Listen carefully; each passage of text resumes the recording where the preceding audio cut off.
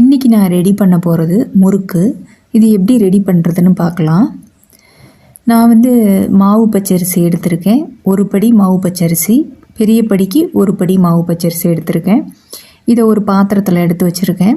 இப்போது நமக்கு மழை பேஞ்சிட்ருக்கனால ஒவ்வொரு இடத்துல மழையாக இருக்குது, ஒவ்வொரு இடத்துல வெயிலாக இருக்குல்ல. எங்கள் சைடு மழை பேஞ்சிட்டு இருந்தது, தூறல் போட்டுட்டு இருந்தது. அதனால அப்படியே அரைக்க போகிறேன் அரிசியை. இல்லைன்னா வெயில் சீசன்னா இதை நல்லா ஒரு 3 தடவை களைஞ்சிட்டு நல்லா வெயிலில் காய வச்சு அரைக்கலாம். ஆனால் நான் அப்படி பண்ணலை. இப்போது இதுக்கு தேவையான அளவு உளுந்து காப்படி உளுந்து, ஒரு படி அரிசிக்கு காப்படி உளுந்து.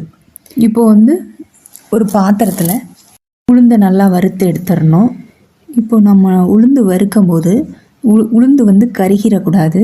அதே மாதிரி உளுந்து வறுபடாமையும் இருக்கக்கூடாது. அதனால் ஈவனாக நல்லா கிண்டி விட்ருங்க. கிண்டிட்டு நல்லா வறுத்துட்டே இருங்க. இப்போது உளுந்து கலரும் சேஞ்ச் ஆகிடக்கூடாது. இல்லைன்னா முறுக்கு கலர் மாறிடும். வெள்ளை கலரில் இல்லாமல் ஒரு செவந்த மாதிரி இருக்கும் பார்த்திங்களா, அந்த மாதிரி வந்துடும் முறுக்கு. இப்போது நான் ஈவனாக நல்லா வறுத்துருக்கேன். ஏன்னா கருகிடக்கூடாது. கருகிருச்சுன்னா அந்த முறுக்கு இதே வேஸ்ட்டாக போயிடும். இப்போ நல்லா நம்ம எடுத்து போடும் போதே தெரியும், அந்த சவுண்ட்லேயே தெரியும் நமக்கு நல்லா வறுபட்டிருக்கா என்னென்னு. அது எப்படின்னு பார்த்துக்கங்க. பார்த்துட்டு இதை ஒரு பாத்திரத்தில் ஆற வச்சுருங்க. இப்போது அரிசியை மில்லுக்கு அரைக்க கொடுக்க போகிறேன். அரிசியும் உளுந்தையும் மில்லுக்கு அரைக்க கொடுக்க போகிறேன். அது ஒரு சம்பட்டத்தில் போட்டு வச்சுருக்கேன் இல்லையா, அந்த சம்பட்டத்தில் போட்டு வச்சுருக்கேன். இப்போது நம்ம வறுத்து வச்சுருக்கோம்ல உளுந்து, அந்த உளுந்து நல்லா ஆறுனதுக்கப்புறம் இந்த அரிசியோடு சேர்த்துடணும். அரிசியோடு சேர்த்து நம்ம நல்லா கலக்கி விட்டுறணும். அதாவது கலந்து விட்டுறணும். அரிசியும் பருப்புமா இருக்கிற மாதிரி இருக்கணும். இப்போது நான் அந்த சம்பட்டத்தில் இந்த உளுந்தை சேர்க்க போகிறேன். சேர்த்துட்டு எல்லாத்தையும் நல்லா, அரிசி தனியாகவும் உளுந்து தனியாகவும் இல்லாமல் எல்லாத்தையும் நல்லா கலக்கி விட்ருங்க. அப்போ தான் நம்ம அரைக்கும் போது எல்லாம் ஈவனாக இருக்கும். இல்லாட்டி உளுந்து தனியாக இது தனியான்ற மாதிரி இருக்கும். ஆனால் மில்லில் அப்படி இருக்காது. ஆனால் இருந்தாலுமே நமக்கு நல்லா கலக்கி விட்ருங்க. கலந்து விட்டுட்டு இப்போது நம்ம இதை போய் ரைஸ் மில்லில் போய் அரைச்சிட்டு வந்துடணும். நல்லா நைஸாக அரைங்கன்னான்னு சொன்னாங்கன்னா அவங்க நல்லா அரைச்சி கொடுத்துருவாங்க. அதுக்கப்புறம் இப்போ நான் மாவு அரைச்சாச்சு. அரைச்சி சலித்து வச்சுருக்கேன். சலித்து வச்சுட்டு நமக்கு எவ்வளவு தேவையோ அந்த அளவுக்கு நான் மாவு எடுத்திருக்கேன். நான் ஒரு படி மாவு போட்டிருக்கேன்னா ஒரு அரைப்படி மட்டும் எடுத்திருக்கேன். அதுக்கு தேவையான அளவு உப்பு எடுத்திருக்கேன். இப்போ நைஸ் உப்பு தான் எடுத்திருக்கேன். எடுத்துட்டு இதில் தண்ணி ஊற்றிக்கிறேன். பச்சை தண்ணி தான். நம்ம இப்போ உங்களுக்கு தேவையான அளவு உப்பு எடுத்துக்கோங்க. நான் தேவையான அளவு எடுத்துருக்கேன். இப்போ இதில் தண்ணியை கலக்கிட்டு இதை தான் நம்ம கொஞ்சம் கொஞ்சமாக ஊற்றி இந்த மாவை பிசைய போகிறோம். ஏன் இப்படி பிசைகிறோன்னா, உப்பு தனியாக போட்டோன்னா அங்கங்கே இருக்க மாதிரி இருக்கும். அதனால இந்த உப்பை தண்ணியை கொஞ்சம் ஊற்றினோன்னா அது கரைஞ்சிரும். அப்படியே எல்லாத்துலேயும் நம்ம எல்லாத்துலேயும் தண்ணி ஊற்றி பிசைஞ்சோன்னா அது நல்லா ஈவனாக இருக்கும். எல்லா இடத்துலையும் உப்பு இருக்க மாதிரி இருக்கும். இல்லாட்டி ஒரு இடத்துல உப்பு இருக்கும், ஒரு இடத்துல உப்பு இல்லாத மாதிரி இருக்கும். நான் அதே கிளாஸில் தான் இப்போ இந்த எந்த பதத்துக்கு நீங்கள் பிசையணுன்னா, நம்ம இப்போது இடியப்பம் மாவு இருக்குது பார்த்திங்களா, நம்ம இடியப்பம் புளிவோம்ல, ரொம்ப டைட்டாகவும் இல்லாமல் ரொம்ப லூஸாகவும் இல்லாமல் கட்டையில் வச்சு புளிவோம் பார்த்திங்களா, அந்த அளவுக்கு இருக்கணும். நிறையா தண்ணி ஊற்றிடாதீங்க. ஊற்றிட்டிங்கன்னா அப்படியே கட்டை வைக்கிறதுக்கு முன்னாடியே ஃபுல்லாக இதாகிரும். அதனால் கொஞ்சம் கொஞ்சமாக ஊற்றி கரெக்டாக அந்த இடியப்பம் இது பண்ணுவோம்ல, அந்த பதத்துக்கு இது பண்ணிக்கோங்க. பண்ணிவிட்டு இதுக்கு தேவையான அளவு நான் டால்டா எடுத்திருக்கேன். அது வேணான்னா உங்களுக்கு விட்டுருங்க. இல்லாட்டி நீங்கள் எண்ணெய் மாத்திரம் யூஸ் பண்ணிக்கோங்க. நான் டால்டா எடுத்திருக்கேன். அதை உருக்கி வச்சுருக்கேன். நல்லா இந்த பதத்துக்கு நான் பிசைஞ்சிட்டேன், முறுக்கு மாவு பதத்துக்கு. இப்போ டால்டா எடுத்திருக்கேன். ஒரு 2-2.5 ஸ்பூன் தான் எடுத்திருக்கேன். இதுக்கு அவ்வளோ போதும். நிறையா வேண்டாம். நிறையா இருந்துச்சுன்னா நமக்கு ஒருவங்களுக்கு தலை சுற்றிடும். அதனால் ரொம்ப கம்மியாக யூஸ் பண்ணுங்கள் அதில். இப்போது நல்லா அந்த டால்டாவும் நல்லா இது பண்ணுற மாதிரி இது பண்ணுங்கள். டால்டா ஊற்றினோன்னா கையிலெல்லாம் ஒட்டாது. நல்லா பிசைஞ்சிருங்க. இதை நல்லா பிசைஞ்சாச்சு. இந்த பதத்துக்கு பிசைஞ்சுக்கோங்க. ரொம்ப தண்ணியாகவும் இருக்கக்கூடாது, ரொம்ப கெட்டியாகவும் இருக்கக்கூடாது. ஏன்னா ரொம்ப கெட்டியாக இருந்துச்சுன்னா நீங்கள் முறுக்கு புளிகையில் ஷோல்டர் வலி வந்துடும். புளிய முடியாது, ரொம்ப கஷ்டமாக இருக்கும். இப்போ வந்து நான் கட்டை வந்து எடுத்திருக்கேன் பாருங்கள், முறுக்கு கட்டை. இது வந்து தனியாக தான் இருக்கும், அச்சு கிடையாது. தனித்தனியாக போடுவோம் இல்லையா, அந்த மாதிரி இல்லை. அதில் எண்ணெய் தடவி இருக்கேன். தண்ணி தொடக்கூடாது. இன்னுமே நம்ம முறுக்கு மாவு பிசைஞ்சிட்டோம் இல்லையா, இன்னுமே தண்ணி வந்து பக்கத்தில் வேணவே வேண்டாம். இப்போ வந்து இது வந்து முறுக்கு சட்டி. நான் எங்கள் வீட்டில் இருக்க முறுக்கு சட்டி. இதில் வந்து ஒரு 1.5 லிட்டர் ஆயில் ஊற்றிருக்கேன். ரீஃபைண்ட் ஆயில் தான் ஊற்றிருக்கேன். உங்களுக்கு எப்படின்னு பார்த்துக்கோங்க. இப்போ வந்து இந்த முறுக்கு எடுத்து வைக்கிறதுக்காண்டி இந்த வடிதட்டு எடுத்து வச்சுருக்கேன். எல்லாத்தையுமே கரெக்டாக எடுத்து வச்சுக்கிறோம் நம்ம. ஏன்னா அந்த நேரத்துக்கு ஓடாமல் எல்லாத்துக்கும் முன்னாடி எடுத்து வச்சுக்கிறோம். இப்போ வந்து இந்த முறுக்கை வந்து இந்த கரண்டியில் தான் சுற்ற போகிறோம். சுற்றி அந்த ஆயிலில் போட்டு எடுக்க போகிறோம். இப்போ வந்து இந்த முறுக்கு மாவு இருக்கு இல்லையா, அதை வந்து பிடிச்சி வச்சுக்கலாம். ஏன்னா இப்போ இது வந்து கொஞ்சம் ஈஸியாக இருக்கும். இல்லாட்டி அப்பப்போ நம்ம எடுத்து இது பண்ணுற மாதிரி இருக்கும். நான் இப்போ வந்து எல்லா மாவையும் பிடிச்சி வச்சுக்கிறேன். அந்த கொலக்கட்டை இது மாதிரி பிடிச்சி வச்சுக்கிட்டோன்னா அந்த கட்டையில் வைக்கிறதுக்கு ஈஸியாக இருக்கும், டக்குன்னு வேலை முடியும். அதனால் அதுக்கு முன்னாடியே பிடிச்சி வச்சுக்கிறேன். உங்களுக்கு ஓகேன்னா பண்ணிக்கங்க. பிடிச்சி வச்சுட்டு மூடி வச்சிடணும், காஞ்சிடக்கூடாது. இப்போ நான் எல்லா மாவையும் ரெடி பண்ணிட்டேன். இப்போ அதை மூடி வச்சிடலாம். மூடி வச்சுட்டு இப்போது வந்து அந்த கட்டை இருக்குது பார்த்தீங்களா, அதில் வந்து இந்த மாவை எடுத்து வச்சுக்கிறோம். நமக்கு எவ்வளோ வேணுமோ அந்த அளவு எடுத்து வச்சுக்கிறோம். ரொம்ப நிறையா வேண்டாம், ஃபுல்லாக இருந்துச்சுன்னா கொஞ்சம் எடுத்து வச்சுருங்க. எடுத்து வச்சுட்டு இப்போ வந்து நம்ம வந்து முறுக்கு புளிய போகிறோம். இப்போ வந்து அந்த கரண்டி இருக்குது இல்லையா, அதில் அழகாக ரவுண்டாக புளிங்க. ரவுண்டாக வரலைன்னா ஒன்றும் பிரச்சனை இல்லை. இப்போ நம்ம புளியையில் அந்த மாவு வந்து ரொம்ப டைட்டாக இருக்கக்கூடாது. டைட்டாக இருந்ததுன்னா உங்களுக்கு ஷோல்டர் வலிக்கும், அப்புறம் ரொம்ப கஷ்டமாக இருக்கும். முறுக்கு புளியறதுக்கே இதாக இருக்கும். அந்த முறுக்கு புளிஞ்சிட்டு அந்த லாஸ்ட்டாக இருக்குது பார்த்திங்களா, அதை லைட்டாக அமுக்கி விடுங்க. இல்லாட்டி அந்த முறுக்கு போடையில் பிரிஞ்சுக்கிட்டு வந்துடும். எண்ணெயில் போட்டு போடையிலே அப்படியே பிரிஞ்சிரும். இப்போ வந்து ஒரு 2 முறுக்கு மட்டும் சுற்றி காட்டுறேன். இது வந்து எனக்கு வந்து என் ஹஸ்பண்ட் தான் ஹெல்ப் பண்ணாங்க. நான் வந்து எண்ணெயில் போட்டு எடுத்துருவேன். என் ஹஸ்பண்ட் வந்து எனக்கு முறுக்கு புளிஞ்சு கொடுப்பாங்க, எனக்கு ஹெல்ப் பண்ணுவாங்க. அவங்க தான் ஹெல்ப் பண்ணுவாங்க. இப்போது வந்து ஆயில் சூடாகிடுச்சான்னு பார்ப்போம். ஆயில் நல்லா சூடாக வந்ததுக்கப்புறம் தான் நம்ம போட்டு எடுக்கணும். அதுக்கு செக் பண்ணுறதுக்கு வந்து ஒரு குட்டியாக ஒரு மாவு எடுத்துக்கோங்க. குட்டி உண்டாக எடுத்துகிட்டு அது போட்டு பாருங்கள். இப்போ நமக்கு வந்து நல்லா சூடாகிடுச்சு ஆயில். இப்போ என்ன பண்ண போகிறோம், ரொம்ப மெதுவாக நீங்கள் எடுத்து போடணும்.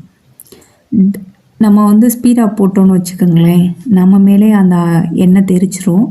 அதனால் மெதுவாக உள்ளே அப்படியே அழகாக கீழே இது பண்ணுற மாதிரியே இப்படி இது பண்ணிங்கன்னா அந்த எண்ணெயிலே இந்த கரண்டியில் இருக்கிறது அப்படியே போயிடும். அந்த முறுக்கு நம்ம புளிஞ்சு விட்டோம் இல்லையா, அந்த மாதிரி அப்படியே போயிடும். நம்மளாம் தட்ட தேவையில்லை, இப்படி உதற வேண்டாம். நீங்கள் வந்து உதற எல்லாம் தேவையில்லை. ஏன்னா நம்ம கரண்டியை உதறனோன்னா நம்ம மேலே தான் அந்த ஆயில் படும். அதனால் மெதுவாக எடுத்து ஒன்றொன்னா போடுங்க. இந்த சட்டிக்கு வந்து ஒரு 6 முறுக்கு 7 முறுக்கு போடலாம். இல்லை இந்த சட்டி இந்த பாத்திரம் எங்கள்கிட்ட இல்லை அப்படின்னு சொன்னிங்கன்னா, நம்ம நார்மலாக யூஸ் பண்ணுவோம் இல்லையா வீட்டில், அந்த இதிலே நீங்கள் இது பண்ணலாம். ஆனால் அது கொஞ்சம் லேட் ஆகும். ஒன்றா போட்டு எடுக்கணும். இல்லாட்டி 1 இல்லாட்டி 2 அந்த மாதிரி தான் போட்டு எடுக்க முடியும், குழி சட்டியாக இருந்ததுன்னா. இது வந்து தட்டையாக இருக்கும். இதில் ஒரே டயத்தில் வந்து 7 முறுக்கு போடலாம். 7 இல்லாட்டி 6 போடலாம், அதுக்கு மேலே போட முடியாது. இப்போ வந்து இந்த பாத்திரம் என்கிட்ட இருக்கனால நான் இதில் பண்ணுறேன். இல்லைன்னா நம்ம நார்மலாக என்ன யூஸ் பண்ணுறோமோ அதை மாதிரியே நீங்கள் யூஸ் பண்ணுங்கள். ஆனால் அது கொஞ்சம் டைம் எடுக்கும் உங்களுக்கு, வேறு ஒன்றும் கிடையாது. இப்போது வந்து நீங்கள் கொஞ்சம் கொஞ்சமாக மாவு பிசைஞ்சு போட்டுக்கோங்க. நான் இப்போ ஒரு படி அரைச்சேன், அரைப்படி போட்டு பிசைஞ்சு தான் இப்போ முறுக்கு சுட்டுக்கிட்டு இருக்கேன்.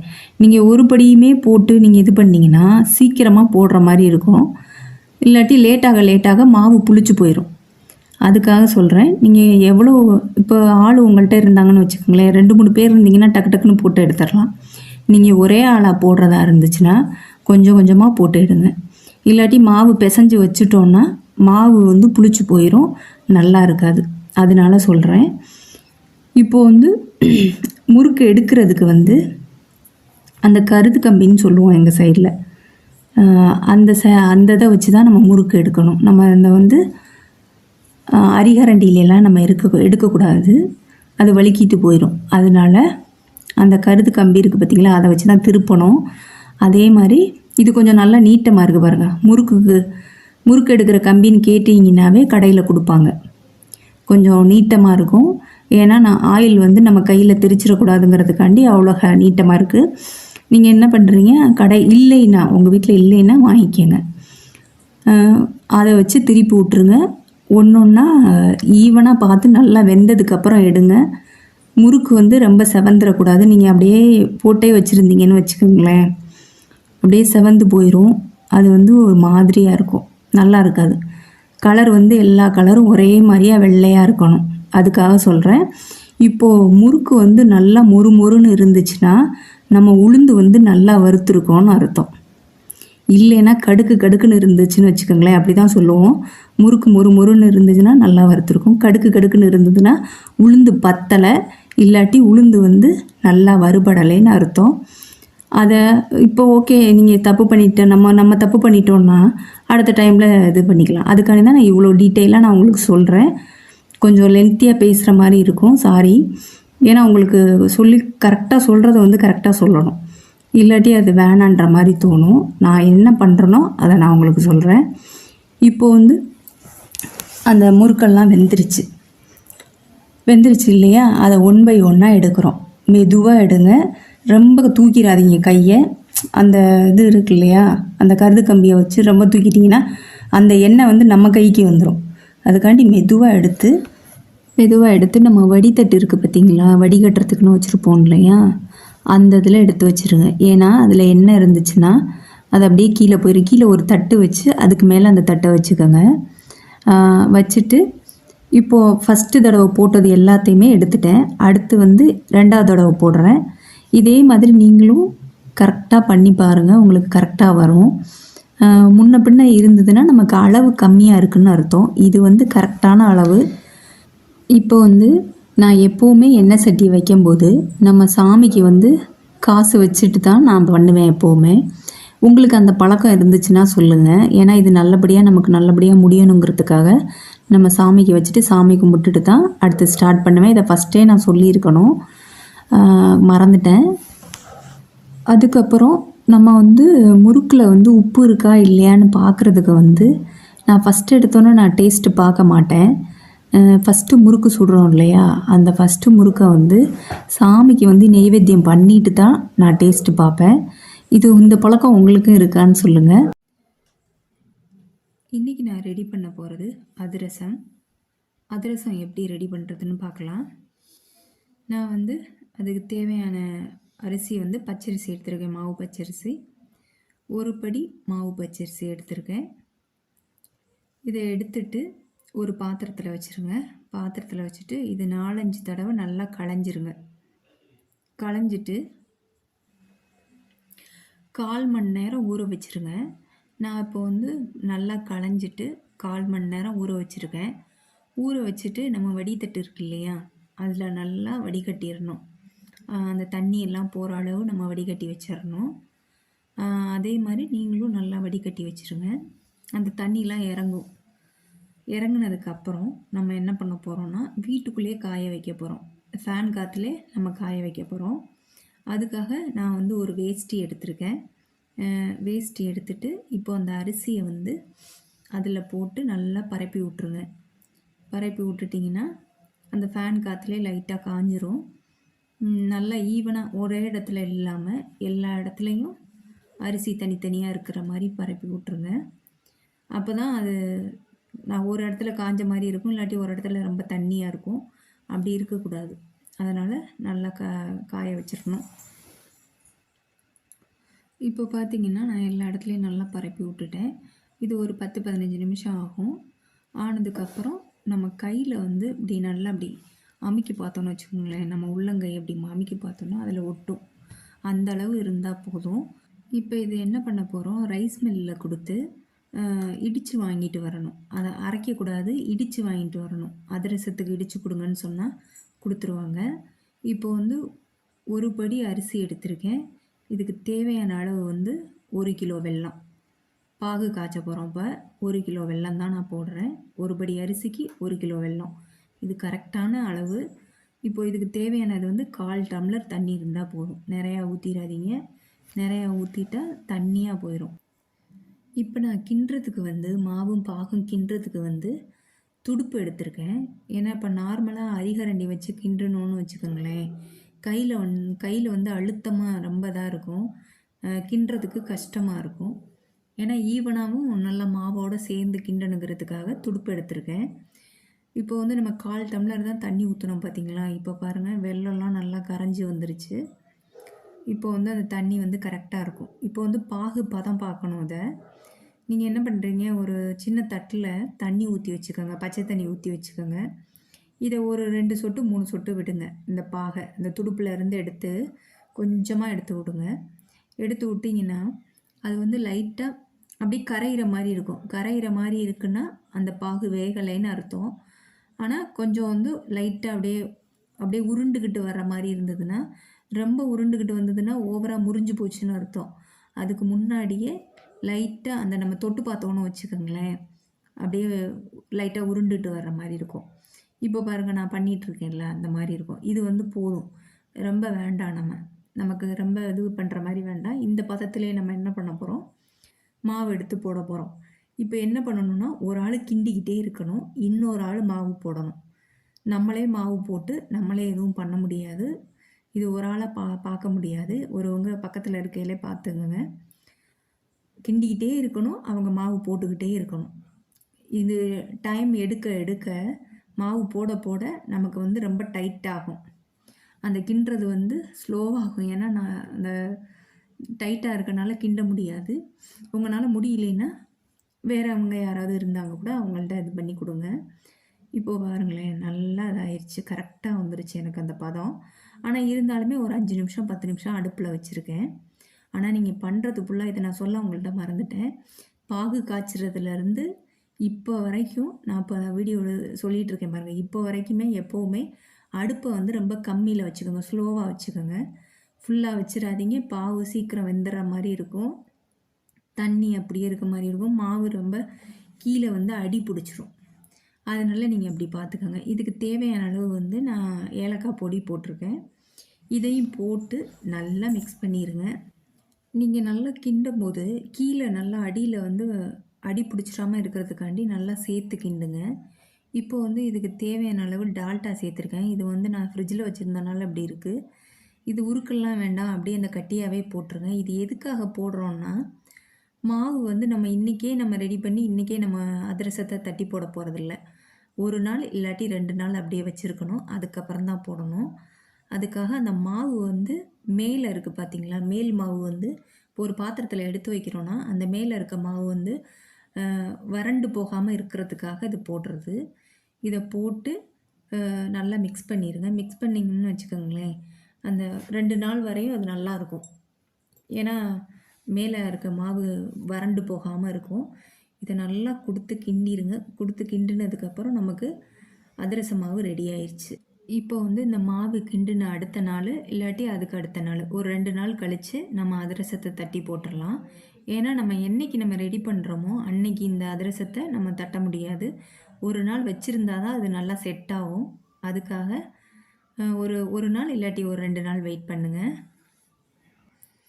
இப்போது வந்து நான் மாவு ரெடி பண்ண அடுத்த நாள் வந்து அதிரசத்தை தட்டி போட போகிறேன். இப்போ வந்து கையில் வந்து எண்ணெய் தடவிக்கங்க. எண்ணெய் தடவிக்கிட்டு இதை உருண்டையாக பிடிச்சி வச்சுக்கோங்க. நமக்கு எவ்வளோ சைஸ் வேணுமோ அந்த அளவுக்கு நீங்கள் உருண்டை பிடிச்சி வச்சுக்கோங்க. ஏன் உருண்டை பிடிச்சி வச்சுக்கிறோன்னா, சீக்கிரம் தட்டி போட்டுடலாம். இல்லாட்டி அப்போதைக்கு நம்ம எடுத்து உருட்டிகிட்டு இருக்கணும், அது கொஞ்சம் இதாக இருக்கும். ஏன்னா அதிரசம் வந்து சீக்கிரமாக முடியும். டக்குன்னு நம்ம வேலை பார்க்கணும். முறுக்கு கூட நம்ம சுற்றிட்டு உட்காந்துட்ருக்கணும். இது வந்து டக்குன்னு தட்டி போடணும். ஒரு ஆள் தட்டி போடணும், ஒரு ஆள் எடுக்கணும், அந்த மாதிரி. இப்போது வந்து எல்லாத்தையும் உருண்டை பிடிச்சி வச்சுக்கணும். ஆனால் இதில் வந்து தண்ணி மட்டும் சேர்த்துடாதீங்க. உங்களுக்கு சப்போஸ் வந்து மாவு வந்து கொஞ்சம் கெட்டியாக இருக்க மாதிரி இருக்குன்னா எண்ணெயை மாத்திரம் தொட்டுக்கிட்டு அதை சரி பண்ணுங்கள். தண்ணி தொட்டுறாதீங்க. தண்ணி தொட்டால் சரியாக இருக்காது. எண்ணெயை தொட்டு அப்படியே நல்லா அந்த இலகுன பதத்துக்கு கொண்டு வந்துடுங்க. இப்போது வந்து நான் எல்லாத்தையும் பிடிச்சி வச்சுருக்கேன். பிடிச்சி வச்சுட்டு இப்போ தட்டி போட போகிறோம். இப்போ வந்து நான் மாவு பிடிச்சி வச்சுருக்கேன். பிடிச்சி வச்சதுக்கப்புறம் இப்போ எந்த பாத்திரத்தில் போட போகிறேன்னா, நம்ம முறுக்கு போட்டிருந்தோம் இல்லையா, அதே எண்ணெயில் தான் நான் போட்டு எடுக்க போகிறேன். இதை என்ன பண்ணிட்டேன், அடுத்த நாளே ஒரு இடத்துல க்ளோஸ் பண்ணி வச்சுருந்தேன். இப்போ தான் எடுத்து போட போகிறோம். இப்போ இதுக்கு தேவையானது வந்து ஒரு இலை எடுத்துப்போம். குட்டியாக ஒரு இலை எடுத்துக்கிட்டு, இப்போ இந்த மாவு இருக்கு இல்லையா, இதை வச்சு அழகாக தட்டி போட்டுருங்க. உங்களுக்கு எந்த அளவுக்கு வேணுமோ அந்த அளவு தட்டுங்க. தட்டிட்டு நீங்கள் இப்போது டேரெக்டாக எண்ணெயில் போடையில் பத்திரமா போடணும். நடுவில் சென்டரில் போட்டு விட்றாதீங்க. சென்டரில் போட்டால் நம்ம கையில் பட்டுரும். அதுக்காக என்ன பண்ணுறீங்க, அந்த பாத்திரம் இருக்குல்ல, எண்ணெய் சட்டி இருக்குல்ல, எண்ணெய் சட்டிக்கு சைடில் போடணும். சைடில் போட்டால் தான் அது அழகாக அங்கே போய் நின்றும். நடுவில் போயிடும். இப்போ போய் நம்ம நடுவில் போட்டோன்னு வச்சுக்கோங்களேன், டப்புன்னு போட்டுருவோம். கை தவறி இதுக்கு டப்புன்னு போட்டோன்னா நம்ம மேலே தெரிச்சிரும். அதனால் ரொம்ப பத்திரமா சைடில் போடுங்க. இப்போ வந்து எனக்கு கொஞ்சம் பழக்கம் இருக்கனால கொஞ்சம் உள்ளே தள்ளி போடுறேன். நீங்கள் ஃபஸ்ட்டு போடுறவங்களா இருந்தீங்கன்னா இந்த பாத்திரம் சைடு இருக்குது பாருங்கள், அதில் லைட்டாக அப்படியே இறக்கி விடுங்க. சென்டரில் போடாதீங்க. பழக்கம் இருந்தால் நீங்கள் நல்லபடியாக பண்ணுங்கள். பழக்கம் இல்லைன்னா சைட்லேயே போடுங்க. போட்டிங்கன்னா அது கொஞ்சம் நேரத்துலேயே அது சென்டருக்கு போயிடும். நம்ம லைட்டாக தான் திருப்பி விடணும். நான் இப்போ வந்து ஏன் இவ்வளோ டைம் எடுத்துகிட்ருக்கேன்னா, உங்களுக்கு தெரியணுங்கிறதுக்காக தான் இவ்வளோ டைம் எடுத்து நான் உங்களுக்கு சொல்லிகிட்ருக்கேன். இப்போ பாருங்கள், நான் சைடில் தான் போட்டு விட்றேன். சைடில் போட்டேன்னா அது அப்படியே சென்டருக்கு போயிடும். இப்போது வந்து நம்ம அரிக்கரண்டி வந்து 2 கரண்டி வச்சுக்கணும். அதிரசம் எடுக்கையில் 2 கரண்டி வச்சுக்கோங்க. ஏன்னா அப்படியே திருப்பி விடலாம், இல்லாட்டி 2 கரண்டியும் வச்சு சேர்த்து திருப்பி விடலாம். இப்போ நம்ம தெரியாதவங்க பண்ணோன்னு வச்சுக்கோங்களேன், டப்புன்னு திருப்பி விட்ருவோம். பக்கத்தில் இருக்கவங்க மேலெல்லாம் ஆயில் தெரிச்சிரும். இப்போ என்ன பண்ணணும், நம்ம 2 கரண்டியை வச்சு சேர்த்து வச்சு அந்த அதிரசத்தை நம்ம திருப்பி விட்றோம். திருப்பி விட்டுட்டு இது நல்லா பொன்னிறமாக வரணும். நீங்கள் வந்து ஹையில் வச்சிடாதீங்க, ஸ்டவ்வை கம்மியாகவே வச்சுக்கோங்க. இப்போ வந்து நல்லா பொன்னிறமாக வந்தோடனே 2 அரிக்கரண்டிலையும் சேர்த்து எடுக்கிறோம். அதிரசம் எடுக்கும்போது எப்படி எடுக்கணும்னா, 2 அரிக்கரண்டிலையும் சேர்த்து எடுக்கிறோம். எடுத்துட்டு லைட்டாக ஒரு அமுக்கணும் அந்த எண்ணெய் போகிறதுக்காக. இப்போ பாருங்களேன், நான் என்ன பண்ணுறேன்னு பாருங்கள். அந்த 2 கரண்டிக்கு நடுவில் இருக்க அதிரசம் அப்படியே லைட்டாக அமுக்கி விட்றேன். ரொம்ப அமுக்கி விட்டிங்கன்னா ரொம்ப சப்பையாக போயிடும் அந்த அதிரசம். லைட்டாக அமுக்கி விட்டு நம்ம வடித்தட்டு இருக்கு இல்லையா, அதில் வச்சிடணும். அதில் வச்சிட்டோம்னா அது பாட்டுக்கு வடிஞ்சிட்ருக்கும். இப்போ இதே மாதிரி தான் எல்லாத்தையும் ஒன்று ஒன்றா நீங்கள் போட்டு எடுக்கணும்.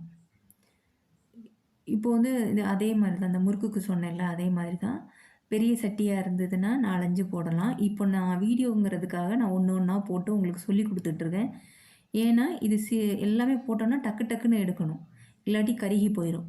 முன்னாடி ஒரு தடவை திருப்பிட்டு முன்பக்கம் ஒரு தடவை, பின்பக்கம் ஒரு தடவை, ஒரு 2 நிமிஷம் தான் டக்குன்னு எடுத்துடணும். இல்லாட்டி ரொம்ப கருகி போயிடும், வேஸ்ட் ஆயிரும். அதுக்காக தான் நான் ஒன்று ஒன்றா போட்டுட்டு உங்கள்கிட்ட சொல்லிகிட்ருக்கேன். அதுக்கப்புறம் நான் சட்டி ஃபுல்லாக போட்டு எடுத்துருவேன். இப்போது வந்து நீங்கள் அந்த ஆயிலில் போடுறது தான் உங்களுக்கு கொஞ்சம் கஷ்டமாக இருக்கும் ஃபஸ்ட்டு போடுறவங்களா இருந்தால். அடுத்தது வந்து நம்ம மாவு பதம் இருந்துச்சுன்னா அதிரசம் சூப்பராக வந்துடும். இல்லைன்னு வச்சுக்கோங்களேன், வெல்லம் ஜாஸ்தியாகவோ இல்லாட்டி தண்ணி ஜாஸ்தியாகவோ இருந்துச்சுன்னு வச்சுக்கோங்களேன், அது அதிரசம் மாதிரியே வராது. ரொம்ப ஏன்டா அதிரசத்தை போட்டோன்ற மாதிரி நமக்கு ரொம்ப இதாயிரும். இப்போ என்ன பண்ணுறீங்க, எல்லாத்தையும் ஒன்று ஒன்றா எடுத்துகிட்டு கருக விட்டுறாதீங்க. அந்த நிறம் வந்து அந்த அதிரசத்தோட நிறம் வந்து பொன்னிறமாக இருக்கணும். அது பார்க்குறதுக்கே நல்லா இருக்கணும், ஈவனாக இருக்கணும். அந்த முறுக்குக்கு சொன்னேன்ல, வெள்ளையாக இருக்கணும் அப்படின்ற மாதிரி, கருகிடக்கூடாதுன்னு. இது வந்து ரொம்ப கஷ்டம். டக்குன்னு போட்டுட்டு இப்போ வந்து ஒருவங்க வந்து தட்டி போடணும், ஒருவங்க அதிரசத்தை எடுக்கணும். அந்த மாதிரி வச்சுக்கோங்க. எல்லாமே ஒரே ஆள் பார்க்க முடியாது. நீங்கள் வந்து கொஞ்சமாக பண்ணிங்கன்னா அப்படி பார்க்கலாம். என்னதான் இருந்தாலும் 2 பேர் இருந்தால் கொஞ்சம் சீக்கிரமாக முடிச்சிடலாம். இப்போ வந்து நம்ம அதிரசம் போடையில் இந்த சைடு ஒரு தடவை திருப்பணும், அந்த சைடு ஒரு தடவை முன்ன பின்ன திருப்பணுன்னா ஒரு 2 நிமிஷம் 3 நிமிஷத்தில் வெந்துடும். டக்குன்னு எடுத்துடணும், இல்லாட்டி கருகி போயிடும். நமக்கு வேலையே ஓடாத மாதிரி இருக்கும். என்னடா அப்படி ஆயிடுச்சு அப்படின்ற மாதிரி இருக்கும். நீங்கள் வந்து நான் சொல்கிறது ஒன்று மட்டும்தான், எண்ணெய் சட்டி இருக்கும்போது ரொம்ப கவனமாக இருங்க. ஏன்னா நம்ம பண்ணையில் கொஞ்சம் பக்கத்தில் வேலை இருக்கலாம். அதெல்லாம் விட்டுட்டு எப்போ ஃப்ரீயாக இருக்கீங்களோ அந்த டைமில் பண்ணுங்கள். கடகடன்னு பண்ண வேண்டாம், கொஞ்சம் ரிலாக்ஸாக பண்ணுங்கள். நல்லா வந்துடும். இதே அளவு போட்டு ட்ரை பண்ணுங்கள், சூப்பராக வந்துடும். இப்போது அதிரசம் வந்து நம்ம வடித்தட்டில் வச்சுருக்கோம் இல்லையா, இதை வந்து நம்ம அடுத்த நாள் தான் எடுத்து இன்னொரு பாத்திரத்தில் வைக்கணும். நம்ம சுட்டோன்னா அடுத்த பாத்திரத்தில் எடுத்து வச்சிடாதீங்க. ஏன்னா அதில் இருக்க ஆயிலெலாம் கீழே வரும், அப்படியே இறங்கிடும். இப்போ எவ்வளோ ஆயில் அதில் எடுத்திருக்கோ அதெல்லாம் அப்படியே இறங்கிடும். இறங்கினதுக்கப்புறம் இன்னொரு பாத்திரத்தில் வச்சுருங்க, அது கரெக்டாக இருக்கும். ஏன்னா அந்த ஆயில் ஃபுல்லாக இன்னொரு பாத்திரத்தில் இதாயிரும். கீழே இருக்க அதிரசம் ஃபுல்லாக எண்ணெயாக இருக்கும், மேலே இருக்கிறதெல்லாம் நல்லாயிருக்கும். அதனால அந்த மாதிரி வேண்டாம். ஒரு நாள் ஃபுல்லாக அப்படியே வச்சுருங்க. நான் இன்றைக்கி நைட்டு போடுறேன், காலம்பரை வரை இப்படி தான் வச்சுருப்பேன். அதே மாதிரி நம்ம என்றைக்கு அதிரசம் போடுறோமோ அன்றைக்கே சாப்பிட்டோன்னா மொறுன்னு இருக்கும். ஆனால் அது அடுத்த நாள் சாப்பிடையில் நல்லா சாஃப்டாக இருக்கும். இப்போது வந்து இதே அளவை நீங்கள் ட்ரை பண்ணி பாருங்கள். ரொம்ப கேர்ஃபுல்லாக போடுங்க, அதிரசத்தை ரொம்ப கேர்ஃபுல்லாக போடுங்க. எண்ணெய் சட்டியில் இருக்கும்போது இன்னும் கொஞ்சம் கேர்ஃபுல்லாக இருங்க. இன்றைக்கி நான் ரெடி பண்ண போகிறது மாவு உருண்டை. இந்த மாவு உருண்டை வந்து ரொம்ப சிம்பிளாக தான் இருக்கும். ஒரு 3-4 பொருளை வச்சே நம்ம பண்ணிடலாம். அது எப்படி பண்ணலான்னு பார்க்கலாம். ஃபஸ்ட்டு வந்து பாசிப்பருப்பு எடுத்திருக்கேன். பாசிப்பருப்பு வந்து 1 கிளாஸ் எடுத்திருக்கேன். கோபுரம் அளவுன்னு சொல்லுவோம் இல்லையா, தலை தட்டாமல் கோபுரம் அளவு எடுத்திருக்கேன். அதுவும் கொஞ்சமாக எடுத்திருக்கேன், அதை கீழே விழுந்திருக்கு இல்லையா, அதுவும். ஒரு கிளாஸ் வந்து பாசிப்பருப்பு எடுத்திருக்கேன். இப்போ வெறும் பாத்திரத்தில் இதை வறுத்து எடுக்க போகிறோம். இப்போ வந்து இந்த பாசிப்பருப்பை வந்து நம்ம நல்லா வறுத்து எடுத்துடணும், கருகக்கூடாது. நம்ம வந்து நல்லா அந்த பச்சை வாசனை போகிற அளவுக்கு நல்லா வறுத்து எடுத்துடணும். இப்போது நல்லா வறுபட்டோன்னே நல்ல ஒரு வாசனை வரும். அதுக்கப்புறம் கலரும் சேஞ்ச் ஆகும், அந்த மாதிரி இருக்கணும். இப்போது நம்ம கருக விட்டுட்டோன்னா இங்கெல்லாம் கருப்பாக இருக்கும். அதனால் நான் கருகாமல் தான் வறுத்துருக்கேன். அதே மாதிரி நீங்களும் வறுத்து எடுத்துக்கோங்க. வறுத்து எடுத்துக்கிட்டு இதை ஒரு பெரிய பாத்திரத்தில் போட்டு நல்லா ஆற வச்சுருங்க. நான் 1 கிளாஸ் தான் எடுத்திருக்கேன், அதனால் மிக்ஸி ஜார்லேயே போட்டு பவுட்ரு பண்ணிவிட்டு அதை சலித்து வச்சுக்கோங்க. இப்போது வந்து இதுக்கு தேவையான அளவு வந்து ஜீனி வந்து 1 கிளாஸ் எடுத்திருக்கேன், அதையும் நல்லா பவுட்ரு பண்ணி வச்சுக்கோங்க. பவுட்ரு பண்ணி வச்சுட்டு 1 கிளாஸ் வந்து மாவு, பாசிப்பருப்பு மாவு, 1 கிளாஸ் வந்து ஜீனி, அதாவது பவுட்ரு பண்ண ஜீனி. இது ரெண்டுமே நல்லா சலிச்சிட்டு தான் நம்ம எடுத்துக்கணும், இல்லாட்டி கட்டியாக இருக்கும். இப்போ 1 கிளாஸ் போட்டேன்னா மாவு போட்டிருக்கேன். இப்போ 1 கிளாஸ் வந்து ஜீனி போடுறேன். இப்போ வந்து எனக்கு 1 கிளாஸ் போதும், ஏன்னா அதுவே தித்திப்பாக இருக்கிற மாதிரி இருக்கும். உங்களுக்கு இன்னும் கொஞ்சம் வேணும்னா 1.25 இல்லாட்டி 1.5 போட்டுக்கோங்க, அதெல்லாம் ரொம்ப ஜாஸ்தியாக தான் இருக்கும். இதுக்கு தேவையான அளவு வந்து ஏலக்காய் பவுட்ரு போட்டிருக்கேன், கொஞ்சோண்டு போட்டிருக்கேன். போட்டுட்டு இப்போ வந்து நம்ம வந்து இதெல்லாம் நல்லா சேர்த்து எல்லாம் ஒரு பக்கமாக இல்லாமல் எல்லாம் ஈவன் ஆகிற மாதிரி நல்லா மிக்ஸ் பண்ணிடணும். மிக்ஸ் பண்ணிவிட்டு இதுக்கு தேவையான அளவு நெய் வந்து ஒரு 1/2 கிளாஸ் எடுத்திருக்கேன். நம்ம எப்போவுமே கொஞ்சம் கொஞ்சமாக தான் அதில் சேர்க்கணும். 1/2 கிளாஸ் எடுத்துகிட்டு அதை சூடு பண்ணிக்கிறேன். சூடு பண்ணிவிட்டு இப்போது வந்து நான் அதில் முந்திரி பருப்பு போட போகிறேன். இது உங்களுக்கு வேணான்னா விட்டுருங்க. ஒரு 200 கிராம் முந்திரி பருப்பை குட்டி குட்டியாக உடச்சி வச்சுருக்கேன்.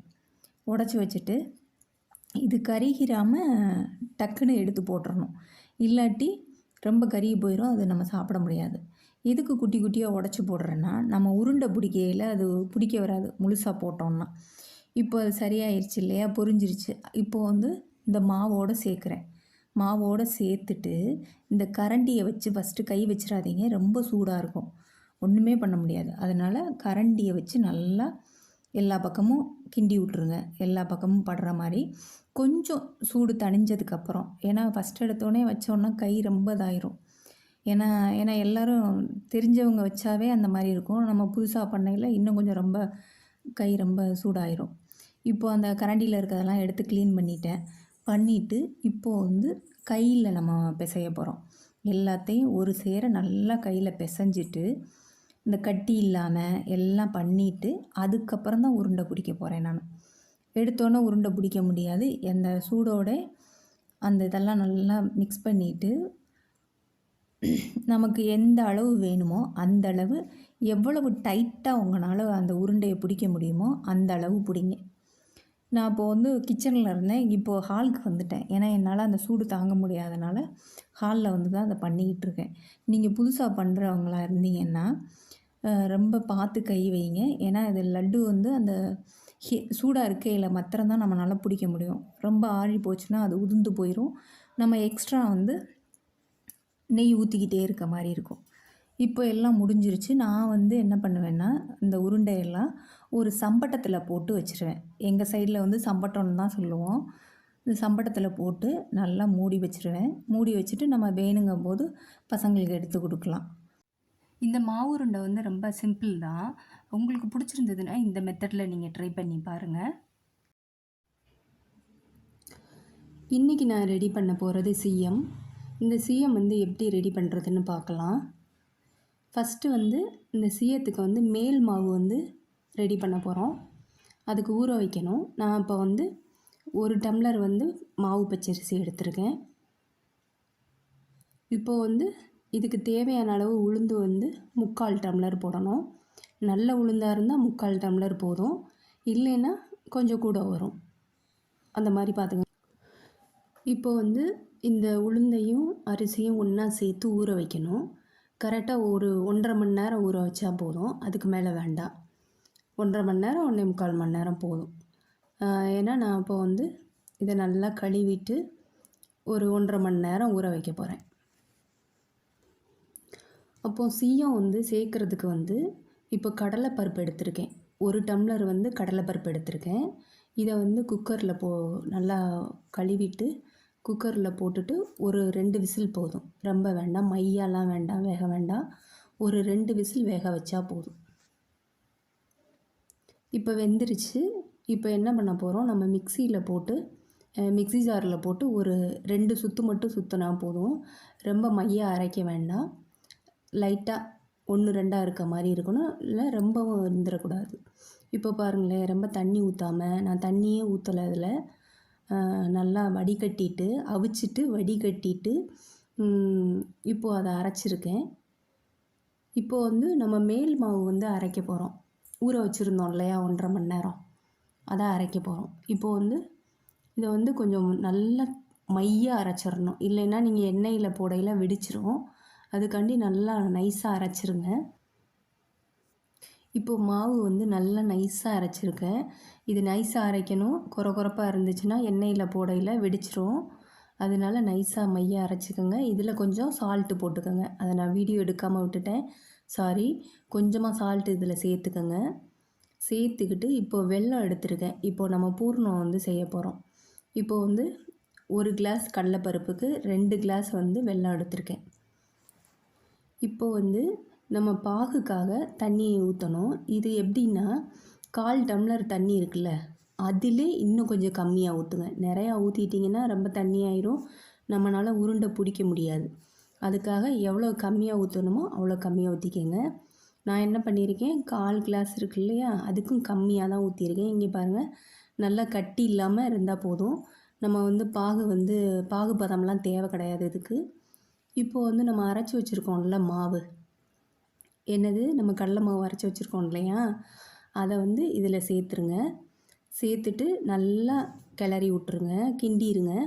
கிண்டிட்டு அந்த கட்டி இல்லாமல் இருக்கணும். கட்டி இல்லாமல் நல்லா கிண்டி விட்டுறணும். அப்போ தான் எல்லாம் ஈவனாக ஒன்றா இருக்கும். மாவு நல்லா கட்டி இல்லாமல் கிண்டிட்டு இதுக்கு வந்து தேங்காய் துருவல் வந்து 2 மூடி எடுத்திருக்கேன். அதனால் ஒரு தேங்காய் அதை நல்லா துருவி வச்சுருந்துருக்கேன். அதை நான் இப்போ அதில் சேர்க்குறேன். இப்போது நம்ம தேங்காய் சேர்த்தோன்னா கொஞ்சம் திக்னஸ் வரும். இதையும் நல்லா கிண்டிடுங்க. எல்லாம் ஒரு சேர கிண்டிடுங்க. அது வரையும் நம்ம வந்து அடுப்பை வந்து ரொம்ப கம்மியாக தான் வச்சுருக்கணும், ஸ்லோவாக தான் இருக்கணும் அடுப்பு. ஃபுல்லாக வச்சிடாதீங்க. ஃபுல்லாக வச்சிங்கன்னா கருகி போயிடும். அதுக்காக கம்மி பண்ணிவிட்டு இவ்வளோ வேலையும் நீங்கள் பாருங்கள். பாகு காய்ச்சறதுலேருந்து லாஸ்ட் வரைக்குமே கம்மியாக இருந்தாவே போதும். இப்போது வந்து இதுக்கு தேவையான அளவு வந்து ஏலக்காய் தூள் எடுத்திருக்கேன். ஒரு 1/4 டேபிள் ஸ்பூன் போதும். இப்போ வந்து நல்லா நம்ம கொஞ்சம் திக்காகிற வரைக்கும் அடுப்பில் இருந்தால் போதும். இப்போ கொஞ்சம் இலகுன மாதிரி இருக்குது பார்த்திங்களா, ஆனால் இது கொஞ்சம் நேரத்திலே நல்லா ஒன்று சேர்ந்து நல்லா திக்காயிரும். இப்போ வந்து நமக்கு கெட்டியாயிருச்சு. இது நம்ம கொஞ்சம் நேரம் ஆற வச்சதுக்கப்புறம் கையில் வந்து நெய் தடவிக்கங்க. நான் வந்து நெய் தடவிப்பேன். நெய் தடவிக்கிட்டு உருண்டையாக பிடிச்சி வச்சிடணும். நமக்கு எவ்வளோ வேணுமோ அந்த அளவுக்கு, எவ்வளோ பெருசாக வேணுமோ அந்த அளவுக்கு நீங்கள் உருண்டையாக பிடிச்சி வச்சுருங்க.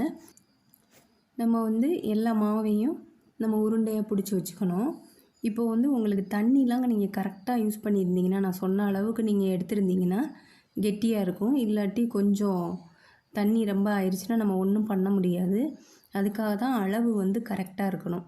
நீங்கள் வந்து அளவு கரெக்டாக எடுத்துக்கிட்டிங்கன்னா நமக்கு ரொம்ப ஈஸி தான். எப்போவுமே செட்டிநாட்டு பலகாரம் வந்து ரொம்ப ஈஸியாக தான் இருக்கும். ஆனால் கொஞ்சம் டைம் எடுக்கும். அளவு கரெக்டாக இருக்கணும். அதனால் நீங்கள் பார்த்து பண்ணிக்கங்க. இப்போ வந்து எல்லாத்தையுமே நான் உருட்டி வச்சுட்டேன். இப்போ வந்து நம்ம எண்ணெயில் போட்டு எடுக்க போகிறோம். இப்போ வந்து நான் ரீஃபைண்ட் ஆயில் தான் எடுத்திருக்கேன். நம்ம வந்து மேல் மாவு வந்து ரெடி பண்ணி வச்சுருந்தோம் இல்லையா, அதை எடுத்துக்கணும். அப்புறம் நம்ம இது காஞ்சிருச்சா, எண்ணெய் காஞ்சிருச்சான்னு பார்க்குறதுக்காக லைட்டாக ஒரு துளி மட்டும் அந்த மாவில் விட்டு பாருங்கள். எண்ணெய் காஞ்சிருச்சுன்னா ஓகே, அடுத்தடுத்து நம்ம எடுத்து போட்டுடலாம். இப்போ வந்து நமக்கு எண்ணெய் காஞ்சிருச்சு. காஞ்சிட்டனால இப்போ இந்த உருண்டை இருக்குது இல்லையா, அதை எடுத்து நம்ம மேல் மாவு வச்சுருக்கோம் இல்லையா, அந்த மாவில் முக்கிட்டு அப்படியே எடுத்து நம்ம எண்ணெயில் போட்டுறணும். பார்த்து போடுங்க, கொஞ்சம் கேர்ஃபுல்லாக இருங்க. ஒன்றா எடுத்து போட்டுருங்க. இப்போது அதே மாதிரி நமக்கு எவ்வளோ பெரிய பாத்திரமோ அந்த அளவுக்கு, எவ்வளோ பெரிய எண்ணெய் சட்டி வச்சுருக்கோமோ அந்த அளவுக்கு நம்ம போட்டு எடுத்துக்கிறோம். நான் ஒன்றா போடுறேன் பாருங்கள், அதே மாதிரி பண்ணுங்கள். கொஞ்சம் மீடியமாக வச்சுக்கோங்க ஸ்டவ்வை, இல்லைன்னா ரொம்ப இதாயிரும், ஒன்று பிடிச்சிக்கும். அதனால் மீடியமாக வச்சுருந்தா போதும். இப்போ வந்து எல்லாத்தையும் போட்டுட்டேன். இப்போ திருப்பி விடணும். இப்போ வந்து லைட்டாக அப்படியே தூக்கி விடுங்க. ஏன்னா லைட்டாக அடி பிடிச்சிருந்ததுன்னா நம்ம டக்குன்னு எடுத்துட வேண்டாம். லைட்டாக அப்படியே திருப்பி விடுங்க. திருப்பி விட்டிங்கன்னா அது இதாயிரும். இப்போ பாருங்கள், எனக்கு ஒரே ஒரு இது வந்து உடஞ்சிருக்கு பாருங்கள். அதை நான் அப்படியே மெதுவாக திருப்பி விடணும். திருப்பி விட்டேன்னா அவ்வளோதான். கொஞ்சம் நல்லா பொன்னிறமாக வந்தோடனே எடுத்துருங்க. நம்ம இப்போ இதை எடுத்து நம்ம வடித்தட்டில் வச்சிடணும். நம்ம எப்போவும் வைப்போம் இல்லையா, அந்த மாதிரி வச்சுருங்க. ஏன்னா அப்போ தான் ஆயில் இதாகிடுச்சுன்னா கீழே அப்படியே போய் நிற்கும். அதுக்காக நான் பண்ணியிருக்கேன். நீங்களும் இதே மெத்தடில் ட்ரை பண்ணி பாருங்கள், நல்லா வரும். ஆனால் அளவு மாத்திரம் கரெக்டாக பண்ணுங்கள்.